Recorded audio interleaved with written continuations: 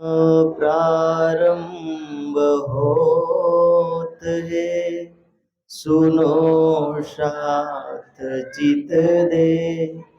भजो राज श्यामा श्री प्राणनाथ, सखी जीवन हमारो है। श्री महामती कहे साथ जी, भया चर्चा का बखत। अब तुम सुनियो चित दे, लाल आगे आए बैठे इन तखत। लाल आगे आए।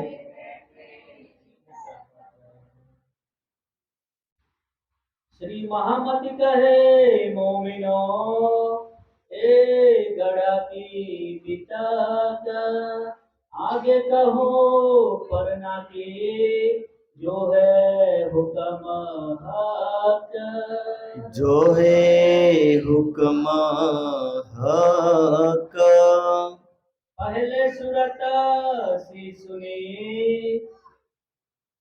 आप धामधनी श्री राजी महाराज पूर्ण ब्रह्म सच्चिदानंद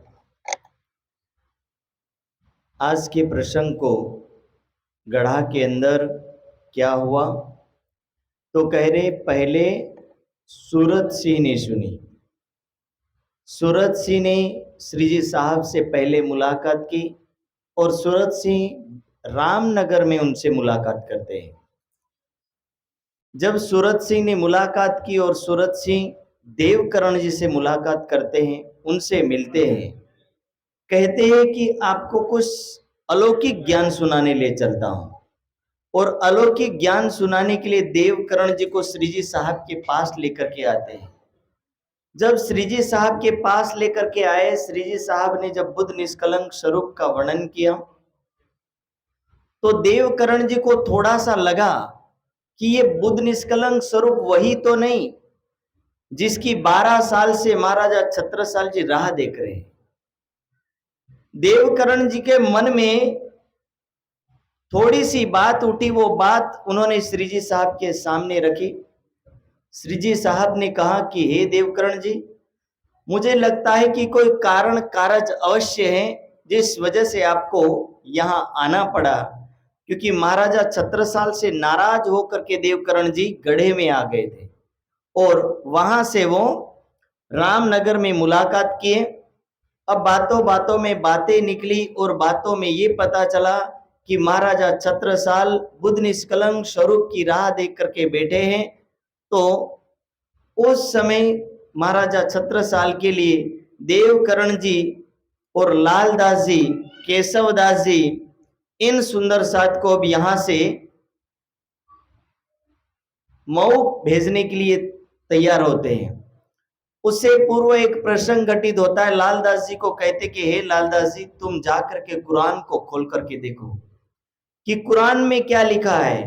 तो कुरान को जब पहली बार राज्य का नाम लेकर के खोला तो कुरान में पहले ही पृष्ठ पर लिखा था कि मूसा पैगंबर को उसका भाई मिलने वाला है और ये मूसा पैगंबर का जो भाई होगा वो धर्म के कार्य में बहुत ज्यादा सहायक होगा और ये भाई उनका सदा साथ देगा।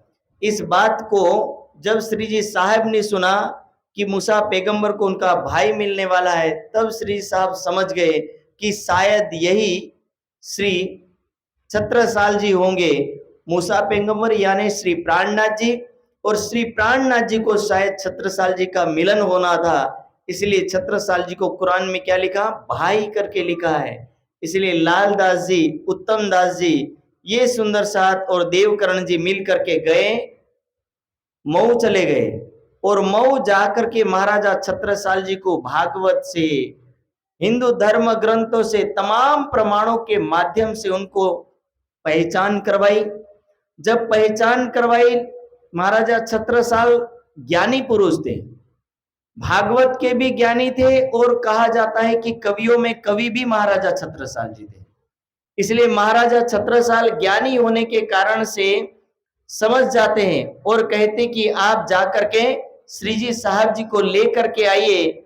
और तब लालदास जी और देवकरण जी को यहाँ पर वापिस भेजते हैं कहाँ से विदा होके और तब वहां से विदाई लेकर के ये वापिस चल पड़ते हैं।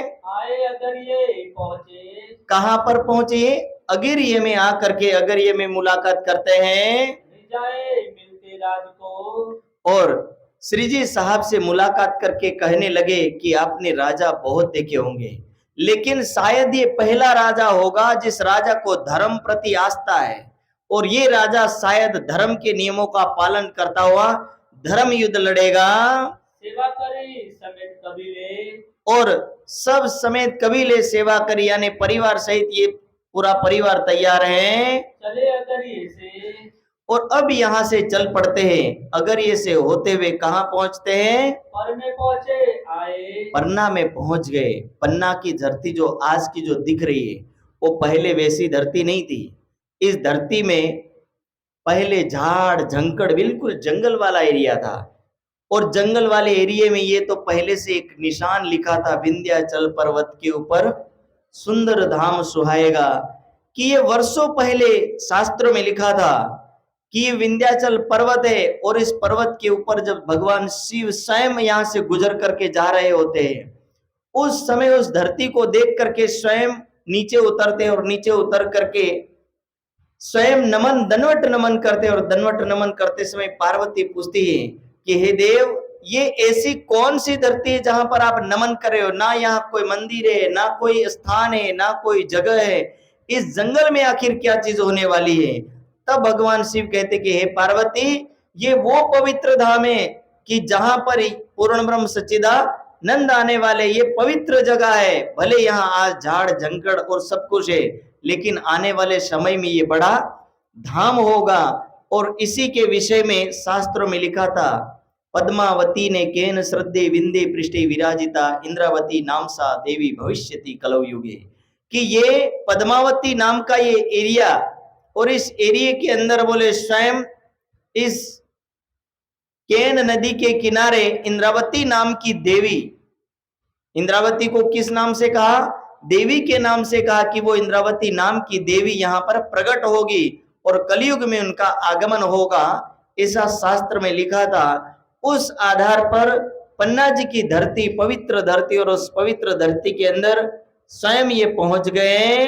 डेरा किया अमराई में, अमराई घाट का जो किलकिला नदी है, इस किलकिला नदी के ऊपर जब आप बैजूनाथ मंदिर के पीछे वाले एरिया में एक नाला है, उस नाले के ठीक आप जब पार कर रहे होते हैं, यदि मंदिर की तरफ से आ रहे हो और उस समय पार कर रहे हो, तो डाबे हाथ की तरफ देखना, पूरा का पूरा एरिया अमराई घाट का, यानी आंबों के झाड़ का झुंड वाला एरिया है। तो उस एरिया को क्या कह रहे कि डेरा किया अमराई पर। ये अमराई घाट भी था और आंबों का एक झुंड भी था। तो वहां पर आकर के छाया भी देखी और पानी भी देखा, तो वहां पर जाकर के रुके और झंडे की चितलाए, और यहाँ पर देख करके समझ गए कि ये वही जगह है जो इस दुनिया का परम धाम बनने वाला है।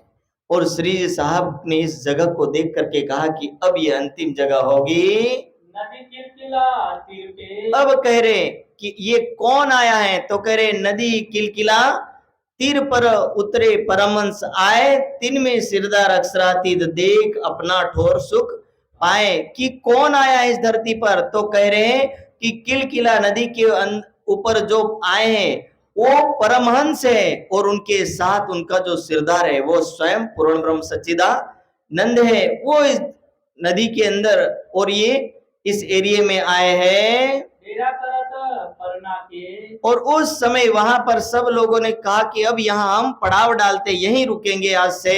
दौड़े देखा था गौड़ लोग, और वहां जैसे ही देखा तो वहां के जो मवेशी लोग थे, गौड़ लोग थे, वहां के रहवासी थे, उन लोगों ने देखा कि ये साधु संत बेचारे सीधे साधे, कहीं ये नदी का पानी ना पी ले, इसलिए दौड़े दौड़े आए और आकर के कहने लगे, साधु वैरागी को आयु, उनको दया आई कि कोई साधु वैरागी यदि इस नदी का जल पी लेगा तो शायद किसी की मृत्यु हो जाएगी। सबने आए दर्शन करे, सबने आकर के देखा और दर्शन किया। कहीं सुनो सब साधु, सब लोगों ने मिलकर के कहा कि हे संतों और साधु जनों, आप यहाँ पर पधारे हो, पर जरा ध्यान के साथ हमारी बात को सुनना। ज्ञान नदी को जल न पियो। क्या कह रहे हैं? या नदी को जल ना पियो। कहने लगे सभी लोग मिलकर के किस नदी का जल मत पीना, क्योंकि ये नदी या के पिए जाए प्राण व्याध, की इसके पीने से बोले प्राण चले जाते हैं, इसके पीने से मर जाता है। और ऐसा वर्णन इन्होंने कहा। इस के अनुसार एक प्रसंग और भी घटित होता है कि कहीं ब्रह्मा जी और सभी देवताओं की सभा में ब्रह्मा जी ने कुछ अशुद्ध उच्चारण कर दिया, और उस समय लक्ष्मी जी वगैरह दो देवियां उनका मजाक बना देती है, और दोनों के मजाक बनाने से एक देवी तो यमुना जी के नाम से द्वापर में पवित्र हुई, और दूसरी अब बाकी रह गई थी तो पद्मा यानी लक्ष्मी, और लक्ष्मी का भी श्राप मुक्त होना बाकी था पौराणिक कहानी के अनुसार। तो बोले जब तक परब्रह्म इस दुनिया में नहीं आ जाएगा, और वो जब तक आएंगे नहीं और उनके चरण तुम्हारी नदी में पड़ेंगे नहीं, तब तक तुम यहां से पवित्र होके जा सकती नहीं हो। ऐसा एक पौराणिक मान्यता की एक कहानी है।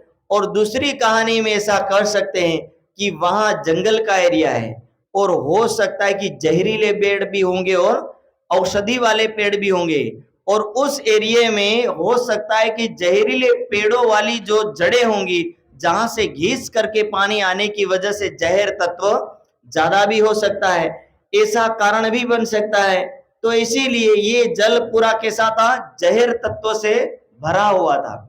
इसलिए जहर तत्व को यहाँ मिटाते हैं, और तब सब सुंदर साथ विचार करते कि हमारे साथ तो पूर्ण ब्रह्म सच्चिदानंद है। ब्रज में आए तो कालिया नाग का दमन करके यमुना को यदि अमृतमय बना सकते हैं, तो बोले इस कलयुग में क्यों नहीं। सब सुंदर साथ ने श्री जी साहब के चरण धो करके नदी में डाला, और नदी में डालने के बाद डार्यो चरणामृत नदी में पीछे नायो सकल समाज की पूरा सुंदर साथ समाज वहां आया। विक की नदियां अमृत किन्ह वो सुख सबन सब पाए, कि विषमय नदियां को अमृत किया, और अमृत करके उसमें सब सुंदर साथ ने स्नान किया। जितने वहां के रहवासी पास के रहने वाले लोग थे वो देख करके आश्चर्यचकित हुए कि ये कैसा चमत्कार है कि वर्षों से चली आ रही है नदी, जहरीली नदी आज अमृत बन गए।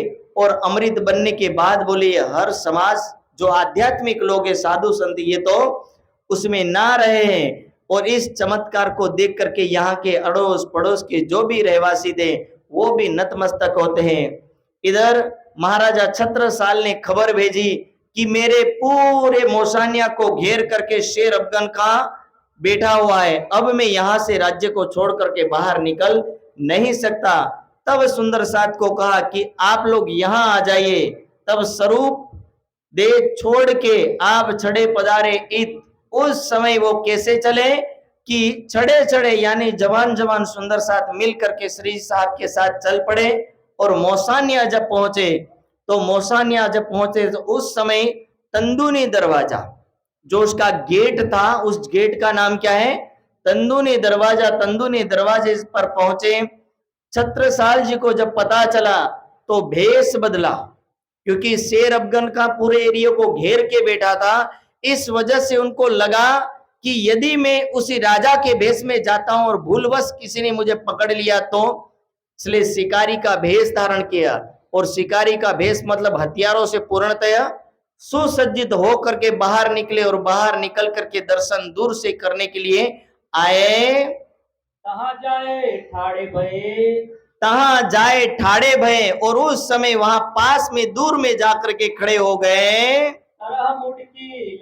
और वहां जाकर के उन्होंने थोड़ी नजर श्री जी साहब को देखने के लिए घुमाई। बाबा जो राम राम, दूर से करे बाबा जो राम राम, कहने लगे कि बाबा राम राम आप पधारो। बाबा बैठो आए। क्या कह रहे हैं? श्री जी साहब ने कहा यदि मैं बाबा हूं तो तुम भी बाबा हो, जरा बाबा हमारे पास आकर के बैठ जाओ। आए बैठे बिछोने पर, पास में आकर के बैठे बिछोने पर, जैसे ये चटाई है दरी है ऐसे वहां पर आकर के बैठे, पर नजीक नहीं आ रहे, दूर पर बैठे हैं।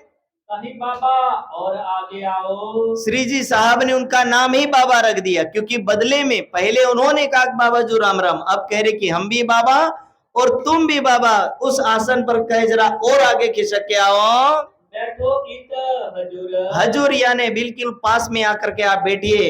और जब पास में बैठने के लिए कहा तब छत्रसाल जी थोड़े हिचकिचाने लगे। वहां से उठ आगे आए। और वहां से उठकर थोड़े और आगे आए। कहीं अब तो पड़े तुम फंदे में। क्या कहने लगे कि हे बाबा अब तुम मेरे फंदे में हो। अब कहाँ जाओ भागे। अब कह रहे कि अब तुम जरा कहाँ भाग के जाओगे। तब कहीं महाराज ने। तब उस समय क्या कहते हैं, नहीं ऐसो ब्रह्मांड में कोई। अब महाराज छत्रसाल कह रहे कि हे बाबा इस दुनिया के अंदर बोले ऐसा कोई मर्द नहीं जो मुझे अपने फंदे में डाल सके। मैं तो केवल एक परमात्मा के बंधन में, बुद्ध निष्कलंक के बंधन में बंधूंगा। बाकी दुनिया में मेरे पर कोई ऐसा मर्द नहीं जो फंदा डाल पाएगा। ये काम बुद्ध जी से होए। कह रहे ना ये काम बुद्ध जी करेगा, बाकी दुनिया में कोई साधु संत फकीर मेरे पर फंदा नहीं डाल पाएगा। उनके हम चाकर है। उनकी हम राह देख रहे। बोले आज से नहीं, 12 वर्षों से उनका मैंने सपना देखा। और उस सपने को देखने के बाद मुझे जो सिक्का मिला, उस सिक्के को लेकर के बोले मैं अभी राह देख करके बैठा हूं। जिस दिन वो मुझे मिलेंगे उस दिन मैं उनके फंदे में पड़ूंगा। बाकी दुनिया के किसी साधु संतों के चक्कर में छत्रसाल पड़ जाए ऐसा संभव नहीं है। रानी देव कुंवर थी मऊ में। और उस समय जब उनको पता चला, श्री जी साहब करे जरा दिखाओ ना तुम्हारा मोहर वाला सिक्का। सिक्का लिया और सिक्का लेने के बाद अपने ही बिछोने के नीचे दबा दिया। जब अपने बिछोने के नीचे दबाया, थोड़ी देर के बाद कहा कि छत्रसाल आकर के अपना सिक्का ले जाओ। छत्रसाल जी आए और आसन हटाया। आकर के देखा तो पूरी की पूरी मोहर ही भरी पड़ी थी, पूरे वही सिक्के थे। छत्रसाल जी कंफ्यूज हो गए, विचारने लगे कि इसमें मेरा कौन सा है। बोले ये सब की छप बुद्ध की छाप वाले सिक्के हैं। महाराजा छत्रसाल समझ गए कि ये सिक्का देने वाला यही है और जिनकी राह देख करके मैं बैठा तो यही है। नतमस्तक हो जाते, चरणों में प्रणाम करते हैं, राजमहल में जाते हैं, सबको कहते हैं कि आज हमारे घर स्वयं पूर्ण ब्रह्म आए हैं और जिनको दर्शन करना वो आकर के दर्शन कर सकता है। रानी देव कुंवरी राजमहल में थी।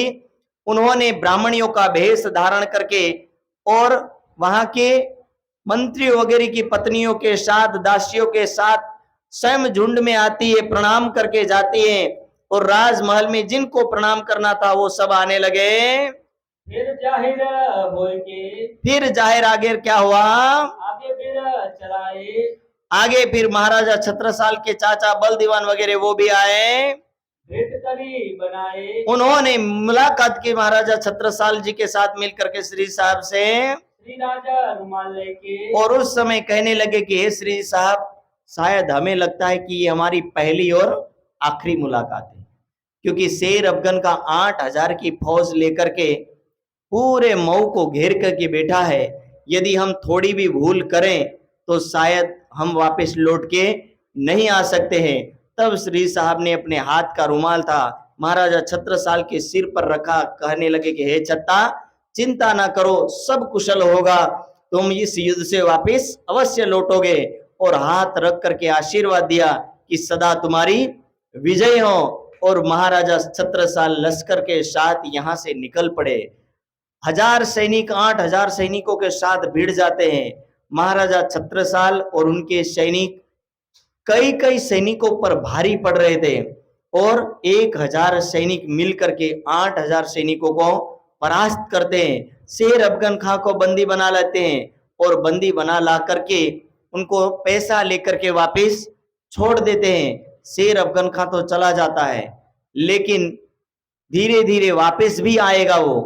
और इधर जब युद्ध लड़के आए और युद्ध लड़ने के बाद आए तो पूरे बुंदेलखंड के अंदर, मऊ के अंदर पूरी बात फैलने लगी कि ये श्री जी साहब की चमत्कारी वाली लीला है। उनके आशीर्वाद के बिना तो हम युद्ध भी लड़ सकते हैं नहीं है। और इसीलिए पूरे राजमहल में एक ही चर्चा चल रही थी कि उनके आशीर्वाद से हम युद्ध को जीत गए। हर सैनिक महाराजा छत्रसाल का श्री जी साहब के चरणों में नमन करता है और आकर के मुलाकात करता है। यहाँ से अब श्री साहब कहते कि अब हमें जाने की अनुमति दे, युद्ध से विजयी होकर के लौटे। और यहाँ से श्री साहब वापिस पन्ना की ओर लौट चलते हैं। मऊ सेठी परिणामी और मऊ से चल करके कहा है, पन्ना में मंजली ने पहचानिया। एक रानी वहां पर पन्ना में रहती थी, जो पहाड़ के ऊपर उनका एक स्थान है। ये वो स्थान है जो राजा यदि राजमहल से निकाल दिया जाए और राजमहल लूट लिया जाए या फिर राजमहल के ऊपर कोई और राजा कब्जा कर ले, तो राजा को बचने के लिए जो एरिया चाहिए था, इसलिए पन्ना में जो सुरक्षित एरिया था, नदी किलकिला की चारों तरफ जंगल का एरिया और बीच में उन्होंने अपनी हवेली बना रखी थी, तो वहां पर मजली रानी रहती थी। सेवा करी तब और उस रानी ने यहाँ पर सेवा की। आए महाराजा उससे। और उस समय महाराजा छत्रसाल अब राज्य का कार्यभार छोड़ करके श्री जी साहब के चरणों में आकर के मुलाकात करते हैं। स्नान कर टाढ़े हटे। स्नान कर ठाड़े होते, उस समय स्नान करके भोजन के लिए तैयार थे। और उतने में महाराजा छत्रसाल पधारे। सब सुंदर साथ को कहा कि आज हम अकेले नहीं, महाराजा छत्रसाल के साथ भोजन करेंगे। उनके साथ और भी सुंदर साथ थे, 4 जने। उन सब ने मिलकर के भोजन को ग्रहण किया। और सब भोजन को ग्रहण करने के बाद अब श्री जी साहब को यहाँ से स्वयं ये लेकर के चलते हैं। हिम्मत सिंह है, पर्वत सिंह है और शाहरूप वगैरह, नारायण वगैरह, शक्ति सिंह वगैरह, ये सुंदर साथ, ये इनके सेनापति और सैनिक है जो बॉडीगार्ड के रूप में उनके साथ रहते हैं। इधर जब यहाँ से पन्ना के ये अमराई घाट से लेकर के अब चोपड़ा की हवेली का जो एरिया है, आप सभी को पता है कितना दूर है, तो श्री जी साहब को मैं चला करके तो नहीं ले जा सकता, इसीलिए वो अब कंधे पर उठा करके ले जाएंगे। संवत 1740 कब पधारे? तो बोले सम्मत 1739 में पधारे पन्ना में जब पधारे तब सेवा श्री महाराज जी करी। और उस समय महाराजा छत्रसाल जी स्वयं सेवा करते हैं। क्यों कहो इन जुबा से। और अब कह रहे कि उनकी सेवा क्यों कहूं। चोपड़े की हवेली में ने अब श्री जी साहब को स्वयं लेकर के अमराई घाट से सुखपाल में बिठाए। और सुखपाल में बिठाने के बाद सुंदर साथ ने कंधा लगाया। स्वयं महाराजा छत्रसाल कह रहे कि आज मैं अपना कंधा खुद लगाऊंगा। राजपूत देख रहे थे, प्रजा देख रही थी। महाराजा छत्रसाल कंधा लगा करके पालकी को उठा करके ले चले।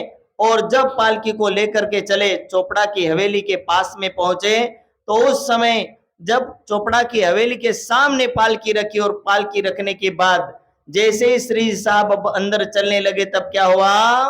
सुखपाल धरी जाए द्वार में। सुखपाल धरी द्वार पर तब अत उचरंग होय।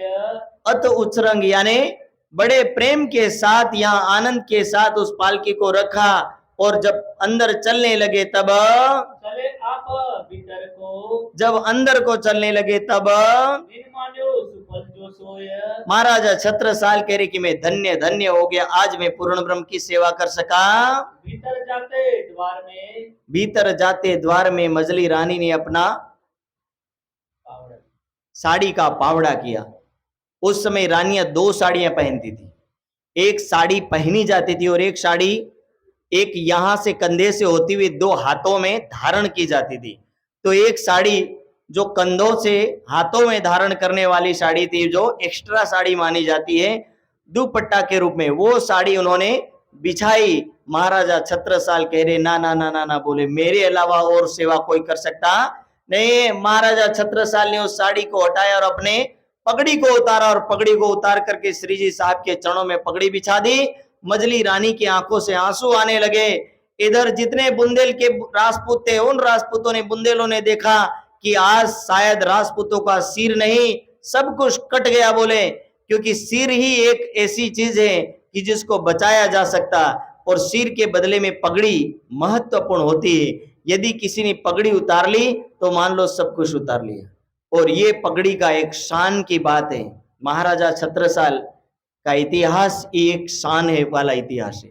अब सोचिए कि राजा चंपत राय और सारंदा दोनों ही योद्धा है, जबकि महाराजा छत्रसाल के पिता भी एक सशक्त योद्धा है, तो माता भी योद्धा है और दोनों ही लड़ने वाले, औरंगजेब को हर युद्ध में साथ देने वाले राजा और रानी है।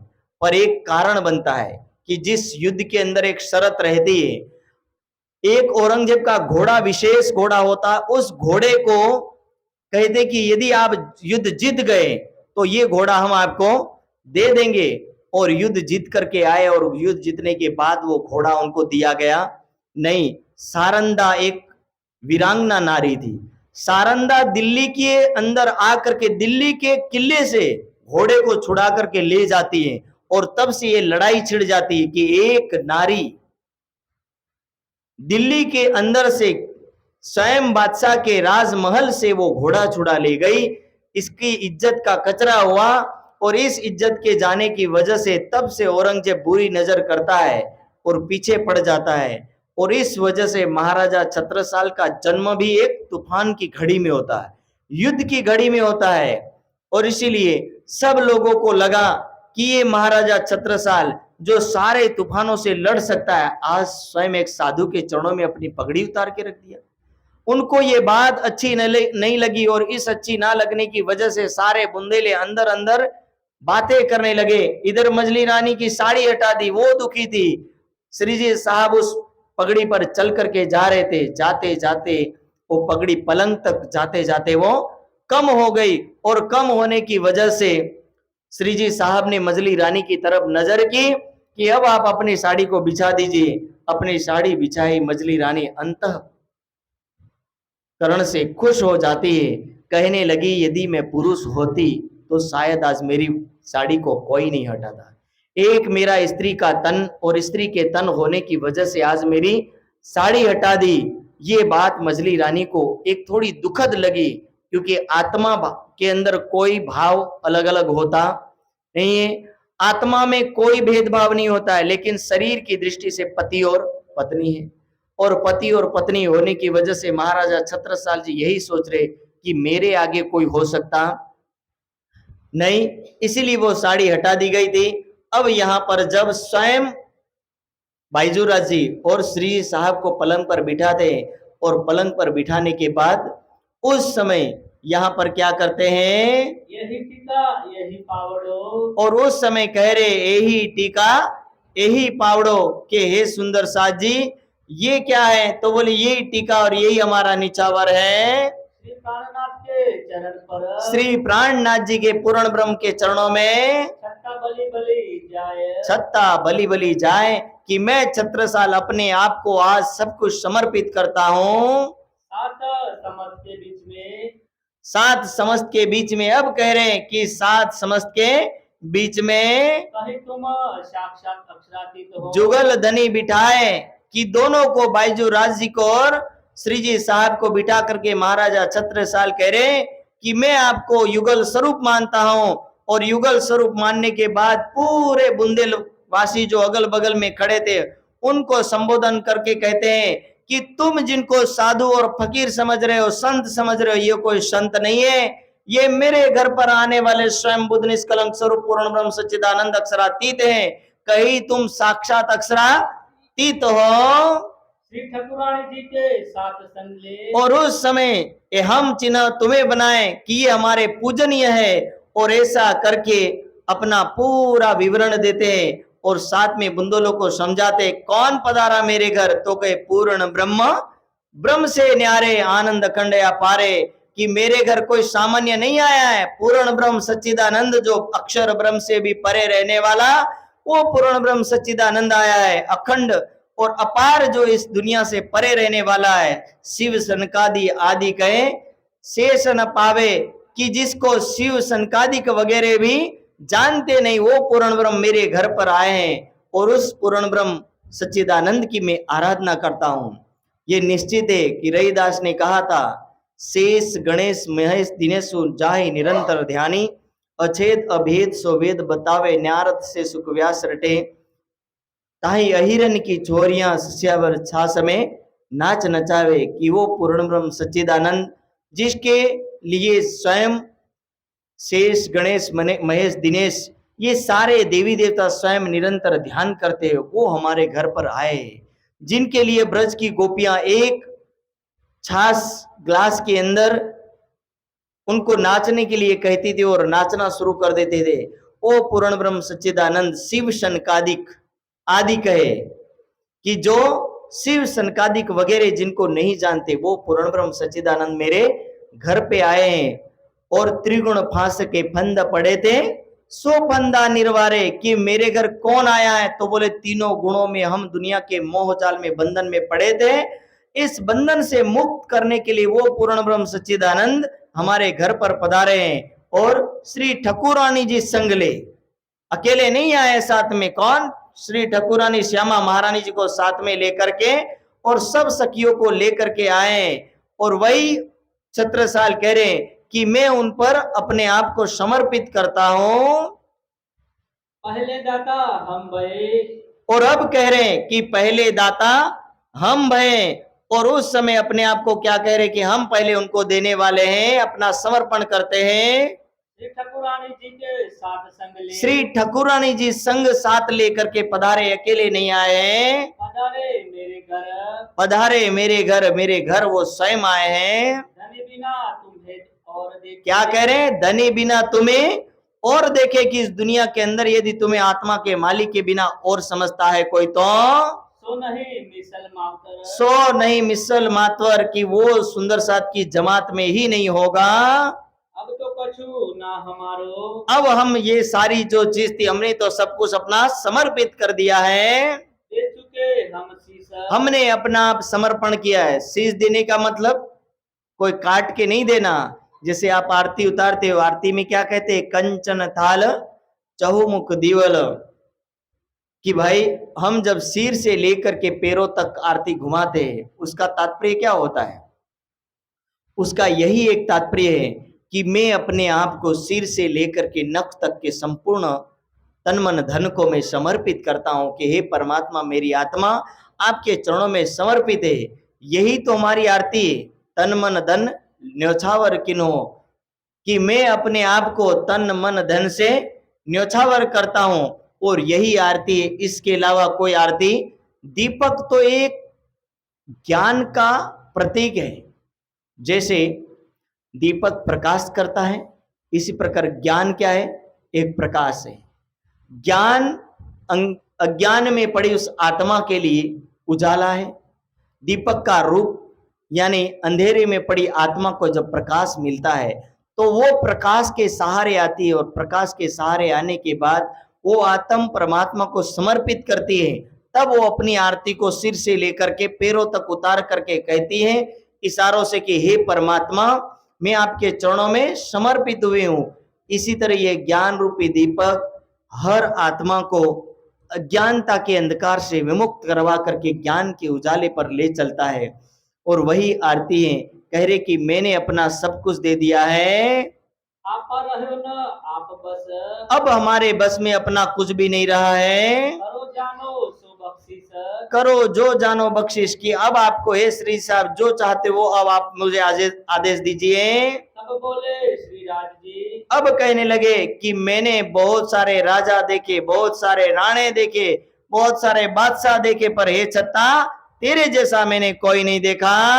आगे साधु संतों ने कहो, आगे साधु संतों ने कहा था कि भाई कलयुग आएगा और कलयुग के अंदर गुरु शिष्यों का ऐसा कोई संबंध होगा, तो अब यहाँ भयो, अब यहाँ पर गुरु शिष्य का कैसा संबंध होता है, उन सभी संबंधों के से श्रेष्ठ संबंध आत्मा और परमात्मा का मिलन का वर्णन बताया जाएगा।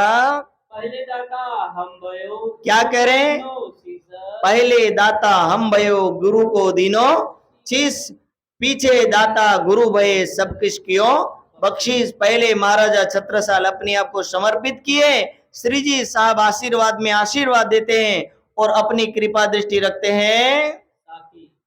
बीतेगा 39, क्या कह रहे, बीतेगा 39 दगेगा 40, होशी मरद मरद का चेला, कि उस समय दो आत्माओं का विशेष मुलाकात होगी और उस मुलाकात के अंदर आत्मा और परमात्मा की मुलाकात होगी, गुरु शिष्य नहीं है। नानक गुरु दिखावे साई, और नानक गुरु नानक साहब उसका वर्णन करे कि हम सत्य बताते हैं, सच सच दी वेला सत्य सत्य वेला, वेला यानी समय, टाइम, कि उस समय को हम बता रहे हैं कि उन कौन सा समय लगेगा, तो बोले 1739 यानी 1739 पूरा होगा और 1740 जब बैठेगा उस समय बुद्ध निष्कलंक स्वरूप का प्रकटन होगा और उस समय उसकी महान आत्मा शाकुंडल यानी स्वयं महाराजा छत्रसाल जो उनको समर्पित होगी।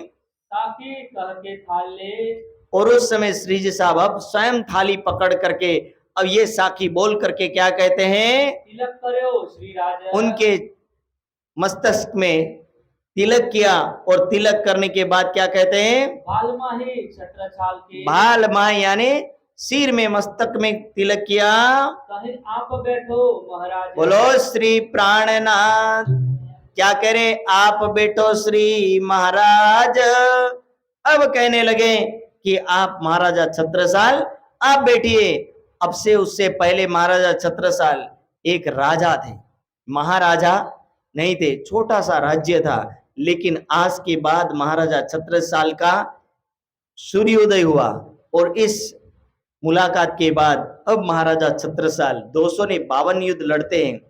उनमें से जो 52 युद्ध होते हैं श्री जी साहब की मुलाकात के बाद वाले, उन 52 युद्धों में महाराजा छत्रसाल की कभी भी पराजित होते नहीं है और लगातार युद्ध करते जाते हैं। ना जाने कितने वहां के छोटे छोटे राज्यों को जीतते हैं और जितना ये एमपी का एरिया है उन सभी एरियो को वो परास्त करके राजाओं को अपने अंडर में कर लेते हैं और वो बुंदेली धरती कही जाती है और बुंदेलखंड में पूरा महाराजा छत्रसाल जी का शासन होता है। और इस तरह धीरे धीरे जब उनका वर्चस्व बढ़ रहा था, उस वर्चस्व को बढ़ते हुए देख करके औरंगजेब भी घबरा रहा था, पर मजबूरी थी कि युद्ध कैसे लड़ता। ये प्रसंग थोड़ा आगे बढ़ता है और आगे प्रसंग में और आगे में अलग अलग प्रसंग आएंगे। बात छिपाई पुराण की एक दिन का प्रसंग है, महाराजा छत्रसाल जी पन्ना जी में पधारे। इधर बंगला जी के अंदर, बंगला जी आज का जो दीवालों वाला है वो वैसा नहीं, उस समय का बंगला जी बिल्कुल लकड़ियों से बना हुआ है, टट्टियों वगैरह से बना हुआ है, खस खस के लकड़ियां हैं, उनसे बने हुए बंगला जी में स्वयं लालदास जी, श्री जी साहब और सुंदर साहब बैठ करके चर्चा कर रहे थे। उस समय महाराजा छत्रसाल जी पधारे और पधारने के बाद दूर से देखते कि एकांतवास में बैठ करके कुछ चर्चा कर रहे। एकांतवास को देख करके महाराजा छत्रसाल जी राजा है और राजा नियमों को अच्छी तरह जानते कि एकांतवास की जगह में कभी भी बिना पूछे प्रवेश करना चाहिए। इसलिए महाराजा छत्रसाल दूर से इशारा करते लालदास जी को और लालदास जी उठ करके गए और कहने लगे कि बताइए आपको क्या काम है। तब महाराजा छत्रसाल जी कहते हैं कि आप एकांतवास में बैठे हैं, एकांतवास में मुझे लगता कि कोई गुप्त काम कर रहे हैं, तो क्या मैं आपके साथ शामिल हो लूं। उस समय श्री जी साहब से अनुमति लेकर के लालदास जी आते हैं और अनुमति के अनुसार महाराजा छत्रसाल जी को कहते हैं कि हे महाराजा, अब आप उनको मिल सकते हैं। और स्वयं लेकर के चले, साथ में बिठाया और साथ में बिठाने के बाद सारी हकीकत समझाते हैं कि हे छत्ता, इस दुनिया के अंदर दो पक्ष विशेष है और दो पक्षों में जो वर्तमान समय में जिनका वर्चस्व है वो यवन है, मुसलमान है। और बोले इन लोगों ने हिंदुस्तान के अंदर सत्य ज्ञान को ना समझने की वजह से असत्य को सत्य घोषित करके पूरी दुनिया के अंदर मार काट, लड़ाई लपड़े, जहां अत्याचार की चरम सीमा पूरी हो गई, जहां हर जगह खून की होली खेली जा रही, ऐसी बोले परिस्थिति हो गई हिंदुस्तान में। हे छत्ता, इस अत्याचार को रोकने के लिए ज्ञान के सहारे ही रोका जाएगा। हथियार तो काम करेगा, लेकिन साथ साथ में ज्ञान की भी जरूरत पड़ेगी। और छत्रसाल आपको पता है, बोले कुरान के अंदर आपकी, मेरी और सदगुरु धनिश्री देवचंद्र जी की बीतक है, उसका वर्णन करे। या में अपनी बीतक सब है, श्री देवचंद्र जी मेरो तेरो नाम, जा तिन ते जो बीती सो सब लिखी तमाम, की आपकी, मेरी और देवचंद्र जी की तीनों स्वरूपों का वर्णन लिखा है और तीन स्वरूपों का विशेष जो जिक्र किया है वो यहाँ पर लिखा है। इसलिए कुरान के अंदर जो प्रसंग लिखा है कि यहाँ 12,000 सुंदर साथ आएंगे उनको कहा कि रूह अल्लाह अपने 12,000 मर्दों की जमात के साथ इस दुनिया के अंदर कल के दिन आएंगे। वो सारा प्रसंग उनको समझाते हैं और समझाने के बाद महाराजा छत्रसाल जी समझ गए। कहने लगे, बांधी तलवार 700 तुम्हारे चाकर होए, हक हादी मोमिन बिना और ना देखे कोई। और महाराजा छत्रसाल स्वयं तैयार हुए। ये बात राजा के घर में, और ये बात महाराजा छत्रसाल के घर में धीरे धीरे सबको पता लगने लगी कि भाई ये तो कुरान भी बांचते हैं। अब कुरान बांचने की बात जैसे ही आई तो उस समय के राजपूत कुरान का नाम लेते ही गर्म हो जाते थे। इधर पूरे राजमहल में गर्मा गर्मी, और गर्मा गर्मी में चाचा बल दीवान को भी थोड़ा शंकास्पद हुआ, उनको भी संशय होने लगा। उन्होंने कहा कि ये कैसे लीला कि हमारे अनुसार ये बुद्ध निष्कलंक स्वरूप है, और बुद्ध निष्कलंक स्वरूप बोले मुसलमान के ग्रंथ को पढ़ता, ये हमें समझ में आता नहीं है। चाचा बल दीवान ने कहा कि मुझे विश्वास नहीं, मुझे इनकी परीक्षा लेनी पड़ेगी। और परीक्षा में इन्होंने क्या किया, आया काजी मोहबे के काजी को बुलाया।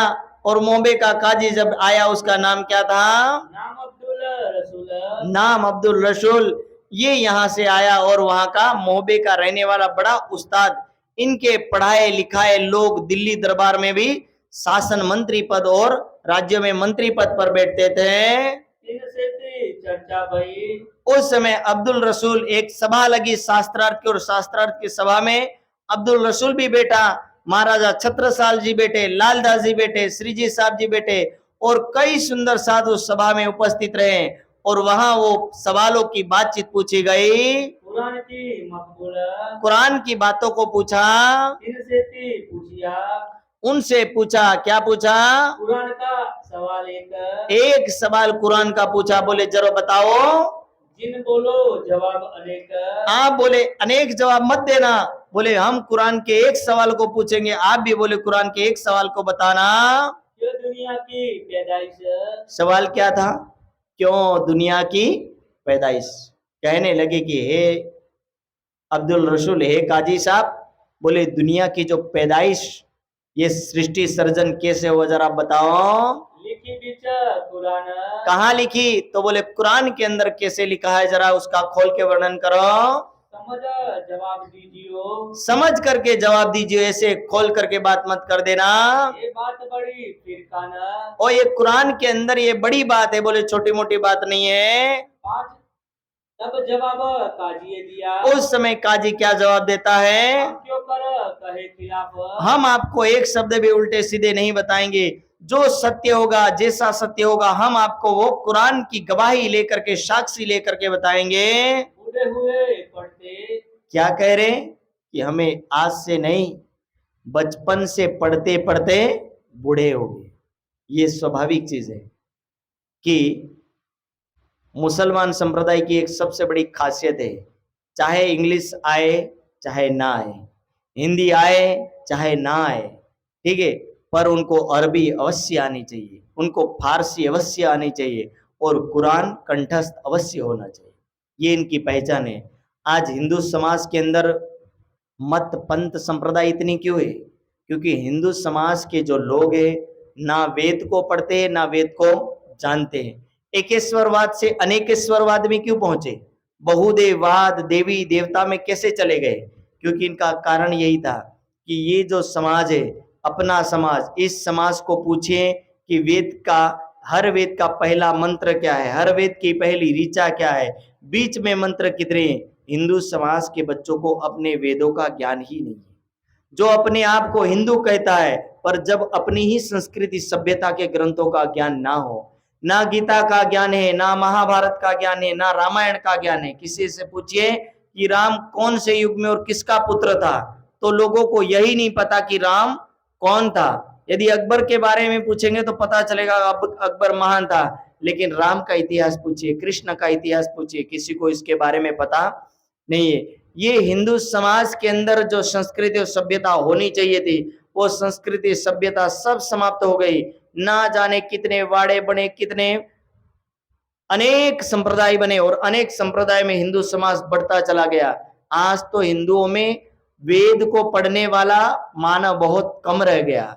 जबकि पहले के समय में हर घर में वेद का उच्चारण सुबह सुबह होता था, हर व्यक्ति सुबह सुबह वेद के मंत्रों का गायन करता था।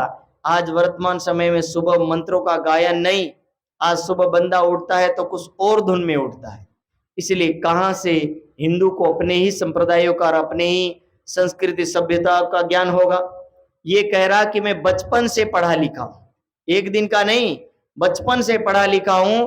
अपने ही बच्चों को पहले से शिक्षित कर दिया जाता है ताकि ये बच्चे कुछ नौकरी करे चाहे ना करे, भले वो मैकेनिकल का काम करे चाहे वो किसी और छोटा मोटा काम करेगा, छोटी दुकान चलाएगा, लेकिन उसको कुरान अवश्य कंठस्थ रहता है और इस वजह से उनकी आस्था एक पर रहती है। आपने कभी सुना कि उनमें अलग अलग मतभेद होता है? शिया सुन्नी के अलावा ज्यादा उनमें मतभेद नहीं है। शास्त्र इनका एक होगा, शास्त्र 10 15 20 नहीं होंगे। हिंदू समाज में चले आओ, 18 पुराण तो छोड़ो, अभी तो वर्तमान में 100 से ज्यादा पुराण है और 108 से ज्यादा उपनिषद है, ना जाने कितने धर्म ग्रंथ है। उन सारे धर्म ग्रंथों की वजह से समाज अलग अलग जगह बढ़ गया और इस समाज को सही तरीका का ज्ञान नहीं है। ये मोहबे का रसूल कह रहा कि मैं बचपन से पढ़ता पढ़ता बूढ़ा हो गया हूं, अब मुझे इस कुरान के एक एक आयतों का ज्ञान है। हमारे दिल है साफ, कह रहे हमारा दिल पवित्र है, बोले हम कुरान के विरुद्ध में एक भी शब्द नहीं बोलेंगे। ये इनका ईमान है। यदि अपने अभी हिंदू समाज में जाकर के बोलो कि आप वेद के विरुद्ध में बोलेंगे, बोले वेद का जब पता ही नहीं तो विरुद्ध का करने का क्या मतलब। बोले ना हमें वेद का पता है, ना भागवत रामायण का पता है, किसी चीज का पता नहीं है तो ना विरोध कर सकते हो ना ही बता सकते। जो जिसने जैसा पकड़ा है वो वैसे पकड़ करके लेकर के चलते रहते, पर सत्य की कोई खोज नहीं कर पाता है। 5 बात की पैदाइश। अब इससे सवाल पूछा कि भाई 5 भात की पैदाइश की, 5 प्रकार की जो सृष्टि के अंदर पैदाइश लिखी, सर्जन लिखा, वो किस तरह है जरा बता दो। लिखी अल्लाह कलाम। कहाँ लिखी? अल्लाह कलाम में लिखी। उस अल्लाह कलाम की जो पैदाइश का जरा वर्णन करो।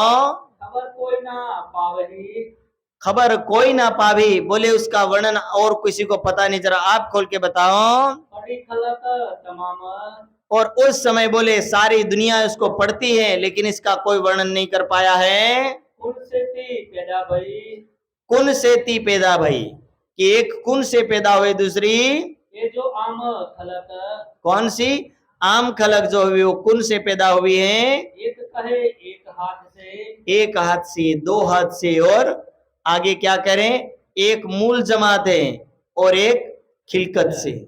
कितनी हो गई? एक खिलकत और एक मूल इब्तदाई, यानी कुन से, एक हाथ से, 2 हाथ से, मूल इब्तदाई और खिलकत, 5 तरह की जो बातें थी वो पूछी।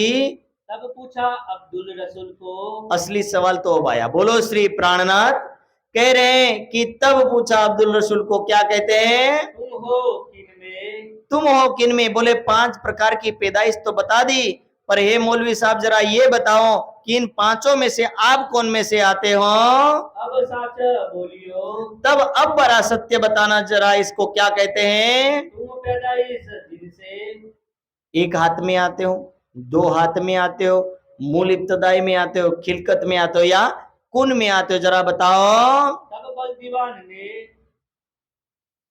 तब काजी के दिल में, उस समय अब काजी घबराया, क्योंकि मैंने पहले भी अगले प्रवचनों में कहा कि चौपाई पढ़ना सरल है, आयत पढ़ना सरल है, सूरत पढ़ना सरल है, मंत्र पढ़ना सरल है, पर मंत्रों के अंदर पड़ी चीज को जानना बहुत मुश्किल है। अब काजी क्या कह रहा? तब काजी के दिल में, अब काजी घबराया कि 5 प्रकार की पैदाइश तो हम तो दुनिया में जान बताते आ रहे, लेकिन अब क्या पूछा गया कि तुम कौन से में? तब काजी के दिल में थोड़ा संशय हुआ कि मैं इन 5 में से कौन वाला बताऊं? भाई जो दुधली, दुधली यानी 2, दू यानी 2, 2 प्रकार की विचारधारा हुई कि मैं एक वालों से कहूं, 2 वाले से कहूं, मूल इब्तदाई से कहूं या खिलकत से कहूं या कुन से कहूं, किस में से कहूं, 2 तरह का मन में विचार आने लगा। तब जवाब आया नहीं, जवाब नहीं आया काजी से, और जवाब नहीं आया तब क्या कहते हैं? तब बात कही बिजली, बोलो श्री प्राणनाथ। क्या करे? बिचली। ये किसी भी बुद्धिमान का तरीका है। एक बुद्धिमान आदमी अपनी बात को दूसरों को समझाना चाहता है और नहीं समझा पा रहा तो क्या करता है, बीच से निकल जाता है, ना इधर की ना उधर की, बीच वाली बात अपनाई। तब बलदीवान ने उस समय कह रहे मियाँ, बोले तुम दो तरह की बात कैसे कर रहे हो, उधर से उधर घुमाओ मत। आपने कहा था, कुरान को सिर पर रख करके कहा था कि हम आपको दो तरह का कोई उत्तर नहीं देंगे, आपको एक तरह का जवाब देंगे। भूल के बात करत हो। तुम अपनी बात से मुकर रहे हो मियाँ, आपने कहा था कि हम अपने सवालों से अड़े रहेंगे और उसका उत्तर सही सही देंगे। छूटा वह हुक्म। बोले आपने अपनी बात से मुनकर हो गए और आपने अपना वचन वादा तोड़ दिया, ये ऐसा नहीं करो। तब काजी कदमों लगा। काजी चरणों में गिर करके कहने लगा, क्या कहता है, किया सेजदा हक। श्री जी साहब के चरणों में पढ़ करके क्या कहता है, हम तहकीक पहचानिया। हम तहकीक पहचानिया, हमने जान लिया कि ये बात बड़ी श्रेष्ठ है और इस बात को बताना कि ये एक खुदा ही इसको समझा सकता, दुनिया में और कोई समझा सकता, खुदा के यार समझा सकते या खुदा समझा सकता है, इसका निर्णय दुनिया में और नहीं कर सकता। तब काजी ने यहाँ हार मानी। ये तहकीक जमाने का खाविंद। काजी क्या कह रहा, ये तहकीक जमाने का खावंद है, जो करी थी शरत। जो करी थी शरत। अब ये कह रहा कि हमें पता था कि कयामत के समय में स्वयं बुद्ध निष्कलंक स्वरूप आखिरुल जमा इमाम महदी आएंगे, वो हमें पता था और उस अनुसार वो अब पधार चुके हैं। सो शरत आए पहुंची। वो शरत आए पहुंची, वो बातें जो समय था वादा किया था वो समय अब आ गया है और उस समय के अनुसार ये जमाने का खावंद आखिरुल जमा इमाम महदी है। फरदा रोज कयामत। कयामत के दिन, कल के दिन आने का जो वादा किया था वो वादा यहीं अब पूर्ण होता है। तब बलदीवान के। तब बलदीवान के मन में थोड़ा ठंडक लगा और वो सांच को मानने लगा, कहने लगा कि ये शायद ये सत्य बात है। तब कहे हिंदू के पक्ष का भी बाकी रह गया, एक का पक्का हुआ तो हिंदू वाला बाकी रहेगा, तो हिंदू वाले का भी निर्णय कर लेते हैं। तब सुंदर वल्लभ बद्री। 3 पंडितों को बुलाया, एमपी के जो महान पंडित थे, और तीनों को बुलाया, सुंदर बल्लभ और बद्री। और सुंदर बल्लभ बद्री में भी श्रेष्ठ कौन था, बद्री था, इसीलिए सुंदर बल्लभ बद्री सपोर्टर थे। सारे पंडितों ने मिल करके इनको भेजा और सुंदर बल्लभ बद्री आए और आकर के सब सभा में ये भी बैठ गए। ये जो सवाल भागवत के सवालों को रख दिया। 40 सवालों में से 1-2 सवाल पूछे गए हैं। चित दे चर्चा करी। चित्त दे चर्चा करी, और जो सवाल पूछे गए उन लोगों को भागवत की तरफ से कि ये बताओ कि जब रास हुई, रास में बांसुरी बजाई गई, वो ब्रह्मांड कौन सा था, कौन सी जगह पर था। 14 लोक में था, 14 लोक में स्वर्ग में है, बैकुंठ में है, तपलोक में है, महर लोक में, कौन सी जगह पर है, पृथ्वी लोक में है, कहां पर ये बांसुरी बजाई गई, जरा हमें इसका खुलासा करके बताओ। और ये बांसुरी बजाई उस ब्रह्मांड का नाम क्या है, क्योंकि ब्रह्म ज्ञान के अलावा उसका कोई नाम बता सकता नहीं है। क्योंकि एक ब्रह्म ज्ञान है जिनको पता है कि केवल ब्रह्म के अंदर नए वृंदावन का निर्माण किया गया, और नए वृंदावन का निर्माण हुआ तो यहाँ की सखियां शरीर छोड़ के पहुंची। कहने लगे कि यदि इस दुनिया के अंदर, ब्रह्मांड के अंदर रास हुई तो फिर सखियां शरीर छोड़ करके क्यों गई, इसी संसार में जाना था, शरीर छोड़ने की कोई जरूरत नहीं थी। तब ऐसे अनेक सवाल पूछे गए, और अनेक सवाल जब पूछे गए और वो उत्तर उनसे नहीं आया, तब ये क्या कहते हैं, तब बद्रीदास ने। और उस समय बद्री ने क्या बोला, प्रश्न सुने देखा न। बड़े ध्यान के साथ प्रश्न सुने, और सुनने के बाद क्या कहता है, ये बात श्री कृष्ण की। ये श्री कृष्ण यानी ये भागवत की बात, कोई ना बिना भगवान। ओ भगवान के बिना, बोले स्वयं परमात्मा के बिना इसका और कोई खुलासा नहीं कर सकता, ऐसा तो भागवत में भी मिलता नहीं है। तब श्री महाराज ने। तब श्री छत्रसाल जी क्या बोलते हैं, पाया बद्री पर सुख। और समझ गए कि ये सच्चा ज्ञानी है, सच्चा हृदय से उसने कह दिया है। तब उसने जब हाँ कर दी और यहां से वो रात्रि में चला गया घर, सुंदर भी गया, वल्लभ भी गया, और तीनों मिल करके गए। सारे पंडित देख रहे थे कि हमारे आगेवान पंडित आएंगे, हमारा सिर ऊंचा करके आएंगे, आज तो शास्त्रार्थ जीत के आएंगे। कैसा आए, थोड़े मुंह लटका के सारे पंडित रात्रि के 12 बजे, इसका प्रसंग है, आधी रात उपरांत यानी 12 बजे बाद तक पंडित जाग रहे थे। जब समाज में पहुंचे, समाज में सारे पंडित मिलके बैठे थे कि हे सुंदर, बल्लभ और बद्री, आप तीनों बड़े ज्ञानी पुरुष है, क्या करके आए? शास्त्रार्थ में जीत के आए, हार के आए? तब ये क्या कहता है, कैसी तुम चर्चा करी, आपने क्या चर्चा करी जरा बताओ, कैसा दिया जवाब, क्या जवाब दिया तूने जरा बताओ हमें। मैं यथार्थ बोलिया, बद्री ने क्या बोला कि मैं सत्य बोला, जो सत्य भागवत में लिखा था जैसा कहने के लिए मैंने वो सत्य कहा, बाकी मैं असत्य नहीं बोल सकता था। उदय दिया एक ख्वाब, और मैंने सारे असत्य को हटा करके मैंने सत्य की राह ली, इन ख्वाब के आज लो, और इस असत्य के लिए मैं इस ब्रह्मांड में कुछ असत्य नहीं बोल सकता था। मैं तुम्हारे घर अब क्या कहने लगे, फिटकार सबों ने गई, धिक्कार है, बोले तुझे किसने पंडित बना दिया? अरे पंडित तो उसके बोलते हैं जो सपने में भी श्लोक की रचना करके नए सवाल बना दे, उसका नाम पंडित है। चलती फिरती प्रजा को भी भ्रमित करके धन निकलवा ले, उसका नाम पंडित है। और तुझे ये कला ही नहीं आई, बोले सवाल घुमा देता, कुछ और कर लेता। पंडित यानी कि ज्ञानी व्यक्ति, और ज्ञानी तो अपने किसी भी बुद्धि से, बल से कुछ भी कर सकता है। पर ये पंडित कैसे बल लगा था, क्योंकि महाराजा छत्रसाल स्वयं भागवत कथाकार, ठीक है, और साथ में स्वयं लालदास जी भागवत कथाकार, ये सारे के सारे भागवत के ज्ञानी हैं। साथ में कई सुंदर साथ जो ब्रज रास का वर्णन सुनते सुनते वो भी ज्ञानी बन गए थे। अब रोज सुनना है तो ज्ञान नहीं होगा, तो ऐसा तो हो ही नहीं सकता। सार सभी सुंदर साथ को पक्का था, इसीलिए पक्के लोगों के बीच में ये पड़ा था, किसी अनपढ़ गवार के हाथ में गया नहीं था। इसलिए बीच में अब समझ में नहीं आया, बोले हमने तो जो कहना था वो कह दिया, अब हम कुछ कर सकते नहीं। सारे पंडितों ने बोला कि तूने सारे बुंदेल वाले पंडितों की रोजी रोटी बर्बाद करवा दिए, हम आपको बोले श्लोक और सब नए सवाल बना करके देते, तुम कल सुबह जा करके फिर से शास्त्रार्थ करना। और तब क्या होता है, प्रातः समय उठ करके, सुबह के समय में उठ करके क्या करता है, आया बद्री दरबार, दरबार में आया बद्री। और महाराजा छत्रसाल जैसे ही वहां से जा रहे थे, तब बल दीवान को बात से कहने लगा कि चाचा बल दीवान को हमसे रात्रि में, बोले आधी नींद में होने के कारण से उल्टे सीधे सवाल हमने समझे और उसका उत्तर हम नहीं दे पाए, क्योंकि आधी नींद में थे। पर अब हम सही जवाब दे पाएंगे, और हम नए सवाल लेके आए हैं। भाई बेटा महाराज सो, और भाई बेट महाराजा छत्रसाल जी से भेंट हुई, तब क्या कहते हैं, अब ही बाता करते, और महाराजा छत्रसाल जी कहने लगे अब श्री जी साहब और लालदास जी के पास या सुंदर साथ के पास जाने की जरूरत नहीं है, अब हम दोनों मिलकर के एक दूसरे से बातचीत कर लेते हैं।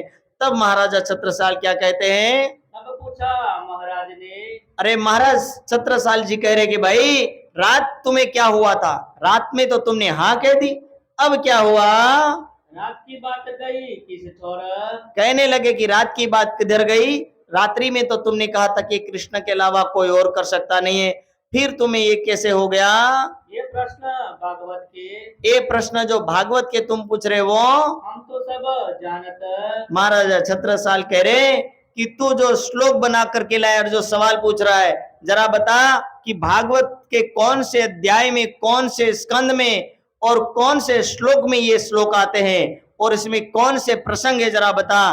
तब बद्री घबराया, और बद्री समझ गया था कि जो झूठ के सहारे चला है वहां फंस जाएगा, और बद्री फंसा।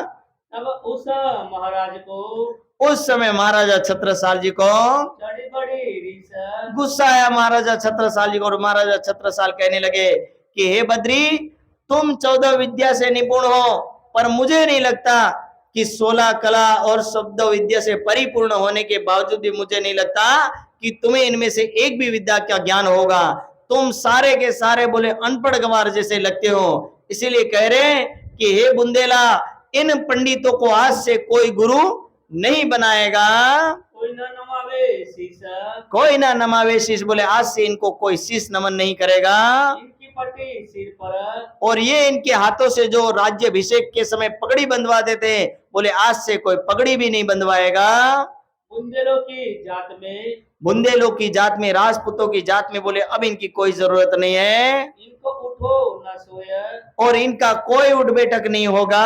सुंदर वल्लभ बद्री, क्या कह रहे? सुंदर वल्लभ और बद्री भले मिले कल माही, भले कलयुग के अंदर आए हैं पर कैसे हैं? 14 विद्या निपुण है, 14 विद्या निपुण है। ठीक है, पर 14 विद्या निपुण होने के बाद भी बोले कैसे हैं? पर एको जानत नाही, पर एक को जानत नहीं, एक भी विद्या का ज्ञान इनको आता नहीं है। अरच इत से पहुंचे नहीं, और ये शास्त्रार्थ हारने के बाद एक दिन राजमहल के अंदर फिर से बातें होने लगी। पहले कुरान की बातें हुई, फिर लोगों के दिमाग में संशय होने लगा कि ये जो पंडित वगैरह आए हैं, ये सुंदर साथ आए हैं, बोले 5,000 की जमात लोहे से सोना बना बना करके बोले बेच बेच करके ये अपना जीवन चलाते हैं। और पूरे राज्य में ये बातें घूमने लगी। महाराजा छत्रसाल जी को पता चला। महाराजा छत्रसाल श्री जी साहब के चरणों में आकर के कहते हैं कि हमें ये बताओ कि 3 साल हो गए, हमने आपको कभी खर्च का पूछा? आप ये खर्च कहाँ से चलाते हो? तब श्री साहब कहते कि ये तो मेरता के सुंदर साथ राजा रामबाई और झांझन भाई के परिवार से ये सेवा आती है। हम उनकी बदौलत, उनके जो भी पैसे आते हैं उनके द्वारा हमारा जीवन चलता है। ऐसी बात कही। महाराजा छत्रसाल दुखी हो गए और दुखी होकर के राजमहल में गए। राजमहल में जाकर के अपना दरवाजा बंद किया और स्वयं रो रो करके तकरीबन दिन के 12 बज गए। 12 बजे तक रुदन करते हैं। ये रुदन की आवाज मजली रानी सुनती है। मजली रानी सोच में पड़ गई कि आज महाराजा इतना रो रहे, जो 17 साल किसी योद्धा से भयभीत ना होने वाला, किसी के सामने घुटने ना टेकने वाला, जो कभी जिनकी आंखों में आंसू ना आए, ऐसा महाराजा छत्रसाल आज इतना रुदन कर रहा है। इसके पीछे कारण क्या है? तब उन्होंने चाचा बल दीवान से कहा कि चाचा, महाराज सुबह से रूम में बंद है और अभी तक निकले नहीं है। चाचा बल दीवान आए और चाचा बल दीवान के आने के बाद चाचा बल दीवान ने कहा कि हे छत्ता, तुम दरवाजा खोलो और दरवाजा खोलने के बाद ही किसी चीज का निर्णय हो पाएगा। जब दरवाजा खोला तो दरवाजा खोलने के बाद पूरी हकीकत समझाई कि इन सब बुंदेलों के मन में जो संशय बैठ गया कि ये किसी रसायन के माध्यम से सोना बनाते हैं, ये ऐसा नहीं है। ये तो मेरता के सुंदर साथ की सेवा है, जिनकी वजह से वहां से सारा खर्च आता है। और बोले हम अपने आप को सुंदर साथ की लाइन में गिनते हैं, हमें धिक्कार है, हम सुंदर साथ नहीं है। 3 वर्ष से श्री साहब हमारे साथ हैं और हमने कभी उनके खर्च के बारे में पूछा तक नहीं। हे चाचा, हम राजा नहीं, हम किसी लायक नहीं, हम इनको संभाल नहीं सकते अपनी प्रजा की तरह। वो सुंदर साथ है, उनको ध्यान नहीं दे सके, स्वयं अपनी आत्मा के मालिक की सेवा नहीं कर सके। ऐसे छत्रसाल पर धिक्कार है। स्वयं अपने आप को धिक्कारते हैं और कहने लगते कि मैं क्या करूं ऐसा जिसकी वजह से मेरा ये काम हो। तब छत्रसाल जी कहते हैं कि मुझे श्री साहब से मिलना चाहिए और श्री साहब से मिलते हैं। कहते कि हे धामधनी, मैं आपकी सेवा नहीं कर सका, पर अब मुझे लगता है कि कोई सेवा करने। तब श्री साहब कहते हैं कि हे छत्ता, तुम सुबह अपना घोड़ा लेकर के आ जाना। और सुबह अपना घोड़ा मंगवाते हैं और घोड़े के ऊपर सुबह उनको बिठा देते हैं और कहते कि हे छत्ता, आज के तुम इस घोड़े को जितना दौड़ा सको उतना दौड़ा लेना। महाराजा छत्रसाल सुबह से लेकर के घोड़े को जंगल के सभी एरियो में भगाते हैं जहां जहां घोड़ा दौड़ा है। वाणी में और बीतक में एक प्रसंग आता है कि छत्ता तेरे राज में धक धक धरती होए, जित जित घोड़ा मुख करे तित तित हीरे होए। और जित जित घोड़ा मुख कर रहा था, यानी जिधर जिधर उनका घोड़ा दौड़ रहा था, वो संपूर्ण धरती हीरे उगलने लगी। और उस समय महाराजा छत्रसाल रात शाम के समय में पधारे। श्री जी साहब कह रहे कि हे छत्ता, तूने जिस जगह घोड़ा दौड़ाया है, ये संपूर्ण धरती हीरा उगलेगी। जब तक तुम्हारा परिवार, जब तक तुम्हारा खानदान एक परमात्मा पर आस्था रखेगा, तब तक ये धरती हीरा ऊपर से उगेगी। लेकिन जिस समय तुम्हारे परिवार की आस्था कम हो जाएगी, उसके बाद धीरे धीरे हीरे समाप्त होते चले जाएंगे। और जब तक महाराजा छत्रसाल जी का परिवार आस्था रखता गया, तब तक ये हीरे धरती उगलती गई और उस समय ये हीरे इस तरह ऊपर निकलते गए। पर महाराजा छत्रसाल इतने से संतुष्ट नहीं थे। स्वयं श्रीजी साहब को राजा बनाते हैं, स्वयं सेनापति बनते हैं, यहाँ से खड़करी के राजा की तरफ भी बढ़ते हैं और अनेक राजाओं पर चढ़ाई भी करते हैं, सबको ज्ञान के माध्यम से हराते चलते हैं और अपने अंडर में कई राज्य करते हैं। और कई राज्यों को करने के बाद वापिस श्री साहब यहाँ आ जाते। 1 साल तक भ्रमण यात्रा रहती है, उसमें बाहर राजाओं के यहाँ भी श्री साहब का रहना होता है।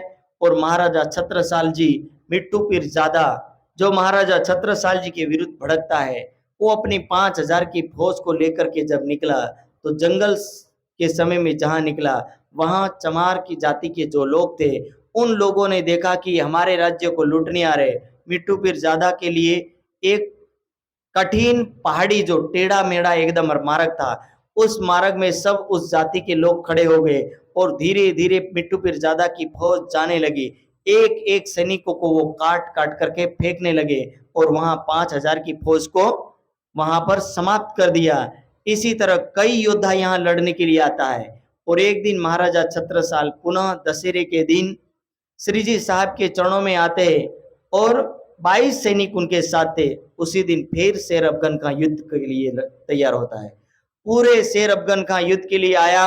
श्रीजी साहब के चरणों में स्वयं महाराजा छत्रसाल जी कहते कि हे धामधनी, ये शेर अफगन का बारंबार आ रहा है, अब इसके लिए क्या किया जाए। तब श्री साहब महाराजा छत्रसाल की तलवार लेकर के अपनी कृपा दृष्टि तलवार के ऊपर डालते हैं और कहते कि हे छत्ता, ये तलवार को तुम किसी सैनिक पर मत चलाना, बस इसको सूर्यों की किरणें के सामने कर देना, ये तलवार ही तुम्हारा काम कर देगी। बोले आज के दिन राम ने रावण को मारा और सत्य की विजय हुई थी। आज ये राक्षस प्रवृत्ति का शेर अफगन खां परास्त होगा और आज तुम्हारी विजय होगी। शेर अफगन खां पर 22 सैनिक लेकर के महाराजा छत्रसाल जी जाते हैं युद्ध लड़ने। अपनी तलवार सूर्य की किरणों के सामने करते हैं। मोहिनी तलवार सबको मोह लेती है, हर किसी को महाराजा छत्रसाल दिखने लगता है। अपने ही अंदर युद्ध करते करते वो सारे सैनिक खत्म हो जाते हैं। शेर अफगन का पकड़ा जाता है, उनको मार करके वहीं खिजड़ा मंदिर के सामने उसकी समाधि बना दी जाती है। शेर अफगन खान मारा जाता है और इस तरह यहाँ भी एक विजय प्राप्त होती है। इधर रणमस्त खां तकरीबन 7 पड़ाव पार कर चुका था बुंदेलखंड की ओर आने के लिए।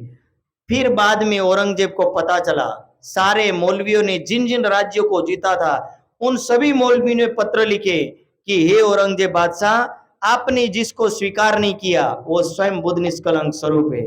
मोहबे का रसूल अब्दुल रसूल भी लिखता है और कई मौलवी लिखते हैं। और कई पत्रों को पढ़ने के बाद औरंगजेब बादशाह रणमस्त खां को संदेश भिजवाता है कि हे रणमस्त खां, तुम वापस लौट आओ। और अपने पुत्रों को भी पत्र लिखता है। उन पत्र में लिखता है कि मेरे घर पर स्वयं खुदाई शक्ति आई थी, पर मैं उस खुदाई शक्ति को नहीं पहचान पाया। और अपने पुत्रों को कहता है कि दुनिया में सबसे युद्ध करना, पर महाराजा छत्रसाल से बिल्कुल युद्ध मत करना, क्योंकि यही महाराजा छत्रसाल के पास खुदाई शक्ति है। इस खुदाई शक्ति होने के कारण से बोले इसको दुनिया में कोई परास्त कर सकता नहीं है। धीरे धीरे औरंगजेब का शासन कम होता चला गया और महाराजा छत्रसाल जी का शासन बढ़ता चला गया। इधर औरंगजेब की बेटी जो बदरुनिसा थी, वो बदरुनिसा भी वहां से छोड़ करके चली आती है और बदरुनिसा का विवाह श्रीजी साहब के सानिध्य में दलपत राय के साथ, जो एक राजकुमार है और महाराजा छत्रसाल जी के मित्र भी है, उनके साथ बदरुनिसा का विवाह भी होता है। और उस दिन से जब ये सैनिक श्रीजी साहब को मारने आते हैं, औरंगजेब की फौज मारने आती है, उस समय बदरुनिसा स्वयं तलवार लेकर के खड़ी होती है और कहती है कि तुम जानते हो हम कौन है? हम औरंगजेब की बेटी शहजादी बदरुनिसा है और हमारे रहते आप हमारे खावन पर हथियार उठा सकते नहीं है। वो बदरुनिसा स्वयं अपनी फौज को हटवा देती है। सारी फौज कहने लगी कि जब स्वयं सुल्तान की बेटी यहाँ पर आकर के रहने लगी, अब हम क्या कर सकते हैं। और धीरे धीरे सारे सैनिक और जो युद्ध लड़ने वाली फौजें थे पीछे हट जाती है। औरंगजेब अपने बेटों को कह देता है कि मेरे पास खुदाई शक्ति आई, पर मैं उस खुदाई शक्ति को समझ पाया नहीं, ऐसा पत्र लिख करके धीरे धीरे औरंगजेब का भी देहांत हो जाता है। और इस तरह ये यहाँ की लीला पूर्ण होती है। और यहाँ पर श्री महाराजा छत्रसाल जी और यहाँ पर तकरीबन बंगलाजी दरबार का निर्माण होता है। और ये लीला तकरीबन 10 वर्ष तक चलती है। इस 10 वर्ष की लीला में अष्टपहर की लीला का प्रसंग आता है। अष्टपहर की लीला के अंदर 8 पहर में जो जो सुंदर साथ सुबह उठते हैं, उठने के बाद फिर कैसे चर्चा का समय होता है, और चर्चा के समय के बाद फिर आराम करने का समय होता है, फिर आरती का समय होता है, फिर रात्रि के समय में संध्या आरती का समय, फिर रात्रि में चर्चा का समय, और फिर पढ़ने का समय। और इस तरह जो 24 घंटे की जो दिनचर्या है, उन दिनचर्या के अंदर सुंदर साथ कैसे सेवा वगैरह कार्य करते हैं। रात रात भर जग करके वो सेवा के कार्य में सम्मिलित होकर के कार्य को करते हैं। गर्मी का समय है तो पूरे बंगलाजी दरबार के अंदर पानी छिड़क करके गुलाब के इत्र को बना करके उसमें गुलाब का एक सुगंधित पदार्थ बना करके पूरे एरिया में छिड़क देते हैं। और वहां पर ठंडक बनाने के लिए कपड़े जो भिगो करके लटका दिए जाते हैं। और पूरा एरिया जब चर्चा हो तो पूरा एरिया सुगंधित हो। बंगलेजी दरबार के अंदर कई हजार सुंदर साथ की फौज बैठी है। सब सुंदर साथ को यहाँ चर्चा सुनाते हैं। पूरे सुंदर साथ 5000 की जमात में कोई ऊह तक नहीं करता है। श्री जी साहब 5000 की जमात के बीच में बैठ करके चर्चा करते हैं। शांति पूर्वक सब चर्चा को श्रवण करते हैं। महाराजा छत्रसाल जी दिन में यदि कार्यभार रहा तो रात्रि में वो स्वयं राजकाज को छोड़ करके रात्रि में तकरीबन 12 बजे तक स्वयं चर्चा को श्रवण करते हैं। और महाराजा छत्रसाल जी के बैठने के कारण से दूसरा कोई उठा सकता भी नहीं था। कभी कभी 1 बजे तक भी चर्चा चलती है। इस तरह की लीला तकरीबन 10 साल तक चलती है। और उसी तरह वो लीला पूर्ण होती 1751 में। और 1751 में वो लीला पूर्ण होने के बाद अब महाराजा छत्रसाल जी के माध्यम से 7 वर्ष की लीला होगी, यानी 1758 तक की लीला पूर्ण होती है। और इस तरह ये पूरा प्रसंग होता है। एंड में 36 कारखानों की सेवा, यानी 36 विभाग है। जो 36 विभाग महाराजा लालदास जी के हाथों में है। 36 विभागों में अलग अलग विभाग के अलग अलग कार्य करता है। सब सुंदर साथ अपने कार्य को यथा योग्य ढंग से पूर्ण करते हैं।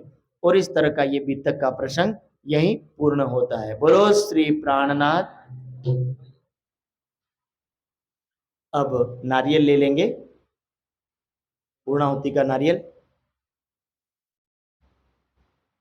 प्रेमदास ल्यावे आखर को इन पे नंदराम पासे जावे। आई फिर वल्लभ पास या पे सब सेवा को बोझ। बहुत मेहनत इन करी सब सेवा की खोज। मावजी भाई इन समय आए पोर बंदर से। सेवा अनार राखवे की और पत्री लिखवे की सेवा में। आस बाई इन समय लागत है चरण। श्री राज हेत कर बुलावत प्रसन्न होय के मन। श्री महामती कहे सयन को ए सेवा के कहे साथ। यहाँ ते खड़े रहे जाके धनिये पकड़े हाथ। श्री महामती कहे सयन को ए सेवा के कहे साथ। यहाँ ते खड़े रहे जाके धनिये पकड़े हाथ। जाके धनिये पकड़े हाथ। बोलो श्री प्राणनाथ।